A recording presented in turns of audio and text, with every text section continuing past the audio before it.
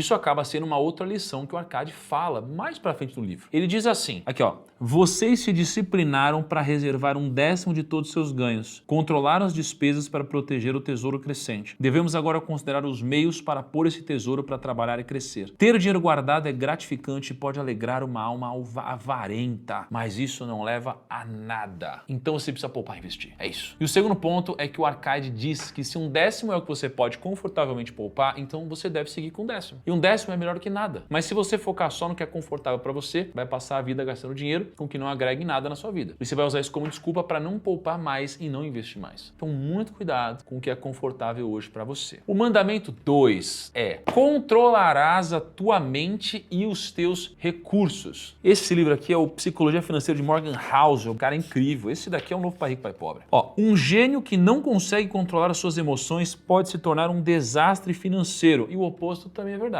Pessoas comuns, sem nenhuma educação financeira, são capazes de conquistar riqueza desde que tenham uma meia dúzia de habilidades comportamentais que não estão relacionadas aos métodos formais de medição de inteligência. O que ele quis dizer é que o sucesso financeiro tem menos a ver com inteligência e muito mais a ver com comportamento. E que, por mais genial que você possa ser, se você não tiver controle sobre o seu dinheiro, você pode chegar ao final da vida sem um tostão no bolso. E de um tempo para cá, eu tenho percebido que a melhor forma de você gerar alfa no mercado não é aumentando só o seu conhecimento técnico, por mais que isso possa te ajudar de alguma forma. O que realmente gera alfa no mercado são apenas duas coisas: investir de forma anticíclica e esperar o momento certo. E para você fazer isso, você não precisa ser nenhum gênio do mercado, nem estudar nas melhores faculdades. Você só precisa aprender a controlar os seus recursos e a sua mente. E outro livro onde a gente pode encontrar uma lógica meio parecida é o livro do Barsi, o Rei dos Dividendos. E aí, olha só, o livro do Barsi é muito interessante, tá? Porque ele diz assim, ó, olha aqui, ó, do jacaré, que para mim é o caçador de passarinhos mais inteligente da natureza. Esse réptil imenso que passa horas preguiçosamente deitado ao sol, mantém a boca sempre aberta esperando que um pássaro venha se alimentar ali dentro à sombra de seus dentes. Quando o pássaro entra, o jacaré fecha a boca e o devora. Ou seja, mesmo se você for um gênio, mas se você não souber controlar sua mente para que ela haja dessa forma, você nunca vai conseguir enriquecer. Então não adianta só você ser inteligente. Mandamento 3. Buscarás a diligência,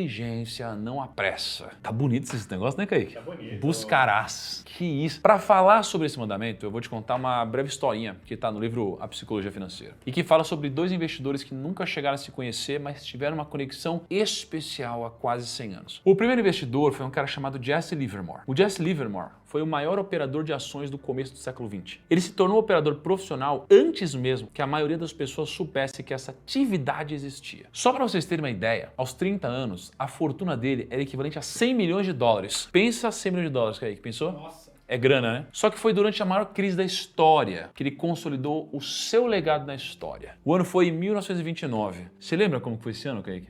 Nem a pau. Não lembra? Você não estava lá? Não. Nesse ano, Kaique, tinha gente dizendo que os especuladores de Wall Street estavam tirando a própria vida. A esposa do Jesse Livermore e os filhos dele receberam ele na porta de casa chorando, enquanto a mãe dele estava tão perturbada que ela se fechou num quarto e começou a gritar. E aí então ele deu a notícia para a família. Ai, meu Deus, pensa só. Em um golpe de sorte, ele fez uma série de vendas a descoberto, apostando que o preço das ações ia despencar. Ou seja, enquanto todo mundo estava falindo, em um único dia, o Jesse Livermore ganhou o equivalente a mais de 3 bilhões de dólares. Nossa. Todo mundo chorando. E o cara rico. Só que enquanto a família do Livermore estava comemorando, tinha um outro homem num cenário completamente diferente. Esse cara chamava Abraham Germansky. Ele era um investidor do mercado imobiliário multimilionário que tinha feito fortuna na década de 1920, até que no ano de 1929 ele resolveu apostar pesado no mercado de ações. Adivinha o que aconteceu? Esse cara perdeu tudo e ele sumiu. Ninguém nunca mais soube dele. Só que 4 anos depois dessas duas histórias, elas se cruzaram de novo. Porque depois do golpe de sorte, o Jesse Livermore começou a fazer apostas cada vez maiores. Até que ele acumulou dívida e acabou perdendo tudo na bolsa, cara. Para pensar, aí o cara, 3 bilhões de dólares, zero. Caraca, ele ficou envergonhado de ter perdido tudo. Aí ele desapareceu por 2 dias. Quando encontraram ele tinha tirado a própria vida. Olha só. Então isso não é brincadeira. Esses dois investidores tinham algo em comum. Ambos eram muito bons em ficar ricos, mas eram igualmente ruins em continuar ricos. E por que eu te contei toda essa história na primeira parte do vídeo se você ainda não ficou rico? Porque existem 1 milhão de formas de ficar rico, mas só existe uma forma de continuar rico, não deixando o sucesso subir a cabeça. Por isso você precisa entender que consistência é mais importante do que intensidade. E aprender a gerir o seu dinheiro muitas vezes é tão importante quanto literalmente fazer dinheiro. Mandamento 4. Valorizarás o passado.